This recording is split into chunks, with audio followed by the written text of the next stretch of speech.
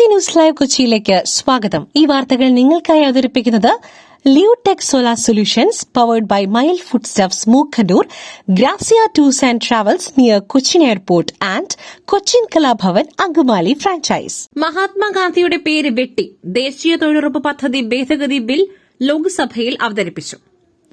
പ്രതിപക്ഷ പ്രതിഷേധങ്ങൾക്കിടെ ദേശീയ തൊഴിലുറപ്പ് പദ്ധതി ഭേദഗതി ബിൽ ലോക്സഭയിൽ അവതരിപ്പിച്ചു.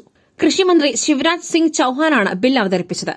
പ്രിയങ്ക ഗാന്ധിയുടെ നേതൃത്വത്തിൽ കോൺഗ്രസ് ബിൽ അവതരണത്തെ എതിർത്തു. മഹാത്മാഗാന്ധിയുടെ ചിത്രങ്ങളുമായി പ്രതിപക്ഷം സഭാ കവാടത്തിൽ പ്രതിഷേധം സംഘടിപ്പിച്ചു.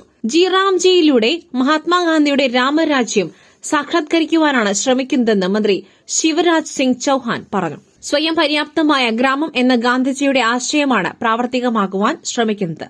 പാവപ്പെട്ടവരുടെ ക്ഷേമമാണ് സർക്കാരിന്റെ ലക്ഷ്യം. പദ്ധതിക്കായി UPA കാലത്തേക്കാൾ ഫണ്ട് വകയിരുത്തിയെന്ന് മന്ത്രി പറഞ്ഞു. മഹാത്മാഗാന്ധിയുടെയും പണ്ഡിറ്റ് ദീൻ ദയാൽ ഉപാധ്യായയുടെയും ആശയങ്ങളുടെ അടിസ്ഥാനത്തിലാണ് പ്രവർത്തിക്കുന്നത്. 100 ദിവസത്തിന് പകരം 125 ദിവസത്തെ തൊഴിലുറപ്പ് പുതിയ ബിൽ നൽകുന്നുവെന്നും കേന്ദ്രമന്ത്രി ബില്ല് അവതരിപ്പിച്ചുകൊണ്ട് പറഞ്ഞു.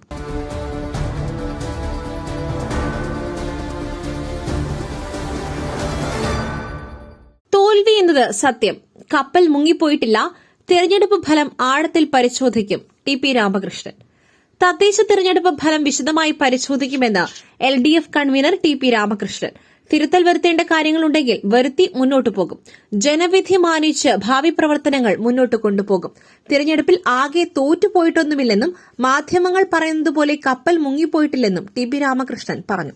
LDFന് അധികാര തുടർച്ച ഉണ്ടാകുന്നതിനെ നിഷേധിക്കുന്ന ജനവിധി ഉണ്ടായിട്ടില്ല. തോൽവി എന്നത് സത്യമാണെന്നും പ്രതീക്ഷിച്ച വിജയം ഉണ്ടായില്ല എന്ന് പറഞ്ഞാൽ തോറ്റത് തന്നെയാണെന്നും TP രാമകൃഷ്ണൻ പറഞ്ഞു. ജനങ്ങൾ എന്തുകൊണ്ട് ഇങ്ങനെ തീരുമാനിച്ചു എന്നത് പരിശോധിക്കുമെന്ന് അദ്ദേഹം പറഞ്ഞു. അതേസമയം അവസരവാദപരമായ നിലപാട് LDF സ്വീകരിക്കില്ലെന്ന് TP രാമകൃഷ്ണൻ വ്യക്തമാക്കി. തിരഞ്ഞെടുക്കപ്പെട്ട സ്ഥാപനങ്ങളിലെ ഭരണസമിതി രൂപീകരണത്തിൽ ജനവിധി മാനിച്ചുകൊണ്ടുള്ള നിലപാടേ സ്വീകരിക്കൂ. ജനവിധി മാനിച്ചുള്ള നിലപാടുണ്ടാകുമെന്നും അദ്ദേഹം കൂട്ടിച്ചേർത്തു. തൊഴിലുറപ്പ് പദ്ധതി ഇടതുപക്ഷത്തിന്റെ സമ്മർദ്ദത്തെ തുടർന്നാണ് UPA സർക്കാർ നടപ്പാക്കിയത്. BJP പദ്ധതി അട്ടിമറിക്കുവാനുള്ള ശ്രമം നടത്തുന്നു MP രാജേഷ്. തൊഴിലുറപ്പ് പദ്ധതി ഇടതുപക്ഷത്തിന്റെ സമ്മർദ്ദത്തെ തുടർന്നാണ് UPA സർക്കാർ നടപ്പാക്കിയതെന്ന് മന്ത്രി MP രാജേഷ്. BJP പദ്ധതി അട്ടിമറിക്കുവാനുള്ള ശ്രമങ്ങൾ നടന്നുവന്നു. അതാണ് 12 മണിക്ക് പാർലമെന്റിൽ കൊണ്ടുവരുന്നത്. കോടിക്കണക്കിന് ആൾക്കാരുടെ ഉപജീവനത്തിന് നേരെയുള്ള യുദ്ധമാണിത്. തൊഴിലുറപ്പ് പദ്ധതി 40% സംസ്ഥാനത്തിന്റെ തലയിൽ വച്ചു. 1600 കോടി രൂപയുടെ അധിക ബാധ്യതയാണ് സംസ്ഥാനത്തിന് വരുന്നത്. വ്യവസ്ഥയും തീരുമാനങ്ങളും കേന്ദ്രമെടുക്കും. പണം സംസ്ഥാനം നൽകണം. സംസ്ഥാന അവകാശങ്ങളിൽ മേലുള്ള കടന്നുകയറ്റം നടന്നു. ഇപ്പോൾ തന്നെ 826.9 കോടി രൂപ കുടിശ്ശികയാണ്. തൊഴിലുറപ്പ് പദ്ധതിയിൽ സ്ത്രീകളാണ് കൂടുതൽ പണിയെടുക്കുന്നത്. അതിനാൽ സ്ത്രീകൾക്കെതിരായ അക്രമം കൂടിയാണ് ഇത്. കാർഷിക സീസണിൽ പ്രവൃത്തി നടത്തരുത് എന്നാണ് മറ്റൊരു നിർദ്ദേശം. ഫലത്തിൽ തൊഴിൽ നൽകരുത് എന്നതാണ്. 100 പ്രവൃത്തി ദിനം 125 ആകുമെന്നത് ജനങ്ങളുടെ കണ്ണിൽ പൊടിയിടുവാൻ. കേന്ദ്ര സർക്കാർ നോട്ടിഫൈ ചെയ്യുന്ന സ്ഥലങ്ങളിൽ മാത്രമേ ഇത് ലഭിക്കൂ. പഞ്ചസാരയിൽ പുരട്ടിയ വിഷം. ഫലത്തിൽ തൊഴിലുറപ്പ് പദ്ധതിക്ക് അന്ത്യം കുറിക്കുന്ന ബില്ലാണ്. 25 ലക്ഷം തൊഴിലാളികൾ കേരളത്തിൽ പദ്ധതിയിൽ തൊഴിലെടുക്കുന്നുണ്ട്. ബഹുഭൂരിപക്ഷവും സ്ത്രീകളാണെന്നും മന്ത്രി വ്യക്തമാക്കി. സന്ദീപ് വാര്യരുടെ മുൻകൂർ ജാമ്യാപേക്ഷ പരിഗണിക്കുന്നത് വീണ്ടും മാറ്റി. രാഹുൽ മങ്കൂട്ടത്തിനെതിരെ പരാതി നൽകിയ അതിജീവിതയെ സൈബർ അധിക്ഷേപം നടത്തിയെന്ന കേസിൽ സന്ദീപ് വാര്യരുടെ മുൻകൂർ ജാമ്യാപേക്ഷ പരിഗണിക്കുന്നത് മാറ്റി. വ്യാഴാഴ്ചയിലേക്കാണ് മാറ്റിയത്. തിരുവനന്തപുരം ജില്ലാ സെഷൻസ് കോടതിയാണ് ജാമ്യാപേക്ഷകൾ പരിഗണിക്കുന്നത്. പരാതിക്കാരിയുടെ ചിത്രമോ പേരോ സോഷ്യൽ മീഡിയ വഴി പങ്കുവച്ചിട്ടില്ലെന്നും പണ്ടുണ്ടായിരുന്ന പോസ്റ്റ് മറ്റാരോ കേസിന് ശേഷം കുത്തിപ്പൊക്കിയതാണ് എന്നുമാണ് മുൻകൂർ ജാമ്യ ഹർജിയിൽ സന്ദീപ് വാര്യർ പറയുന്നത്. അതിജീവിതയുടെ പരാതിയിൽ സന്ദീപ് വാര്യർ അടക്കം 6 പേർക്കെതിരെയാണ് സൈബർ പോലീസ് കേസെടുത്തത്. സൈബർ അധിക്ഷേപ പരാതിയിൽ ജയിലിൽ കഴിഞ്ഞിരുന്ന രാഹുൽ ഈശ്വറിന് ഇന്നലെ ജാമ്യം ലഭിച്ചിരുന്നു. മഹിളാ കോൺഗ്രസ് പത്തനംതിട്ട ജില്ലാ സെക്രട്ടറി രഞ്ജിത പുളിക്കരാണ് 1-ാം പ്രതി.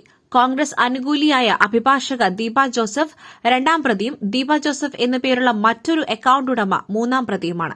സന്ദീപ് വാര്യർ 4-ാം പ്രതിയും രാഹുൽ ഈശ്വർ 5-ാം പ്രതിയുമാണ്. ക്ലാസ്സിലിരുന്ന വിദ്യാർത്ഥിനികളുടെ പരസ്യ മദ്യപാനം. 6-9 ക്ലാസ് വിദ്യാർത്ഥിനികൾക്ക് സസ്പെൻഷൻ. സ്കൂളിൽ വിദ്യാർത്ഥിനികളുടെ പരസ്യ മദ്യപാനം. 6-9 ക്ലാസ് വിദ്യാർത്ഥിനികൾക്ക് സസ്പെൻഷൻ. തമിഴ്നാട് തിരുനെൽവേലിയിലാണ് സംഭവം. തമിഴ്നാട് തിരുനെൽവേലി പാളയംകോട്ടയിലെ സർക്കാർ എയ്ഡഡ് സ്കൂളിലാണ് സംഭവം. യൂണിഫോം അണിഞ്ഞ കുട്ടികൾ ക്ലാസ് മുറിയിൽ വട്ടത്തിലിരുന്ന് മദ്യപിക്കുന്ന ദൃശ്യങ്ങളാണ് പുറത്തുവന്നത്. പ്ലാസ്റ്റിക് ഗ്ലാസുകളിലേക്ക് മദ്യമൊഴിക്കുകയും വെള്ളം ചേർത്ത് കുടിക്കുകയുമാണ് ദൃശ്യങ്ങൾ പുറത്തുവന്നതിന് പിന്നാലെ സ്കൂൾ നടത്തിയ അന്വേഷണത്തിൽ സംഭവം സ്ഥിരീകരിച്ചു. ഇതിനുശേഷമാണ് നടപടിയെടുത്തത്.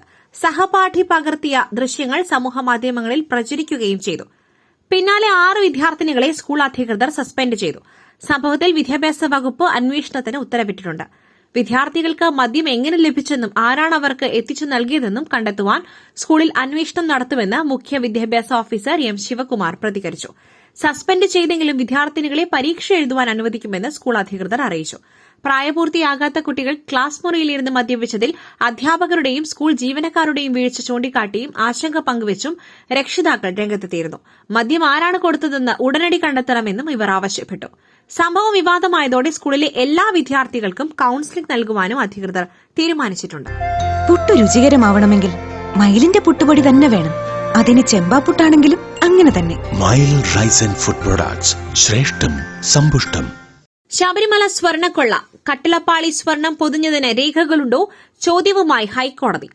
ശബരിമല സ്വർണ്ണക്കൊള്ളയിൽ കട്ടിളപ്പാളി സ്വർണം പൊതിഞ്ഞതിന് രേഖകളുണ്ടോ എന്ന് ആവർത്തിച്ച കോടതി. ചെമ്പ് പൊതിഞ്ഞതെന്ന് ദേവസ്വം മുൻ പ്രസിഡന്റ് എൻ വാസു ജാമ്യാപേക്ഷയിൽ പറഞ്ഞിരുന്നു. ജാമ്യാപേക്ഷ പരിഗണിക്കുന്നതിനിടെയാണ് ചോദ്യം. യഥാർത്ഥത്തിൽ സ്വർണ്ണപ്പാളികളായിരുന്നു അവയെന്നത് നിർണായക ചോദ്യമാണെന്നും ഹൈക്കോടതി പറഞ്ഞു.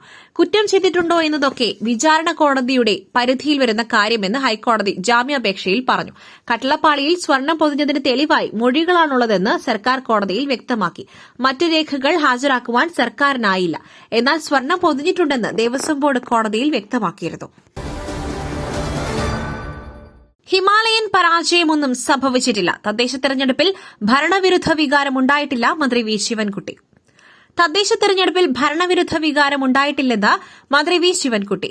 തെറ്റായ വിവരമാണ്. സിപിഐ യോഗത്തിൽ ഭരണവിരുദ്ധ വികാരമുണ്ടായെന്ന് പറഞ്ഞത് മാധ്യമങ്ങളുടെ ദുഷ്ടലാക്ക്. ഹിമാലയൻ പരാജയമൊന്നും സംഭവിച്ചിട്ടില്ല. തോൽവി വിശദമായി പരിശോധിച്ച് മുന്നോട്ടു പോകും. ജനവിധി മാനിക്കുന്നുവെന്നും മന്ത്രി വ്യക്തമാക്കി. തദ്ദേശ തെരഞ്ഞെടുപ്പിൽ LDFന് നേരിട്ട തിരിച്ചടിക്ക് കാരണം ശബരിമല സ്വർണ്ണക്കൊള്ളയല്ല. തിരഞ്ഞെടുപ്പിൽ തിരിച്ചടിയായ യഥാർത്ഥ കാരണങ്ങൾ പാർട്ടിയിൽ ചർച്ച ചെയ്ത ശേഷമേ പറയുവാൻ കഴിയൂ എന്നും മന്ത്രി അറിയിച്ചു. മറ്റൊരു വാർത്തയുമായി കണ്ടുമുട്ടുന്നതുവരെ നന്ദി, നമസ്കാരം.